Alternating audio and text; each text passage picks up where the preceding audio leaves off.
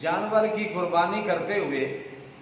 اکثر مسلمان بھائی کسائیوں سے ذبح کرواتے ہیں، خود نہیں کرتے، پاس کھڑے ہو جاتے ہیں، چھری کو ہاتھ لگا لیا، اسے کہا بھی تم ذبح کر دو۔ تو یہ اچھی تسلی کر لیں، ذہن میں بات بٹھا لیں کہ جو ذبح کرنے والا ہے وہ مسلمان ہو، چونکہ ان دنوں کے اندر باہر سے لوگ آئے ہوتے ہیں، دیہاتوں سے، گاؤں سے لوگ کسائی آتے ہیں، جان پہچان ہوتی نہیں ہے، پتہ ہی نہیں ہوتا یہ کون ہے۔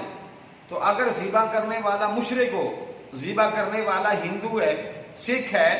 غیر مسلم ہے، اگر وہ کرے گا تو اس کی قربانی نہیں ہوگی۔ اس لیے جس آدمی سے جانور ذبح کروانا ہے اس کا مسلمان ہونا شرط ہے، مسلمان سے ذبح کروائیں، غیر مسلم سے نہ ذبح کروائیں۔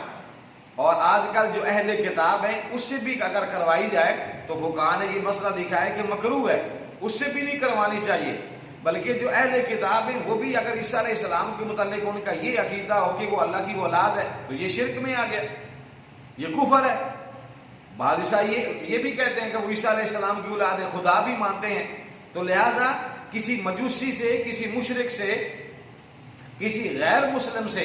اتنے پیسے لگا کے بھی اپنا جانور ذبح نہ کروائیں، مسلمان سے جانور ذبح کروائیں جو کسائی آئے، جس سے آپ کی جان پہچان ہے، آپ اس کو جانتے ہیں یہ کلمہ گو ہے، یہ مسلمان ہے، اس سے جو ہے نا وہ اپنے جانور کو ذبح کروائیں۔ کسی غیر مسلم سے یا جس سے آپ کی جان پہچان نہیں کہ یہ کون ہے، اس سے اپنا جانور مت ذبح کروائیں کہ اتنے پیسے لگا کے بھی اگر آپ نے اپنی قربانی ضائع کر دی تو اس کا کیا فائدہ۔ اس لیے اچھی طریقے سے تحقیق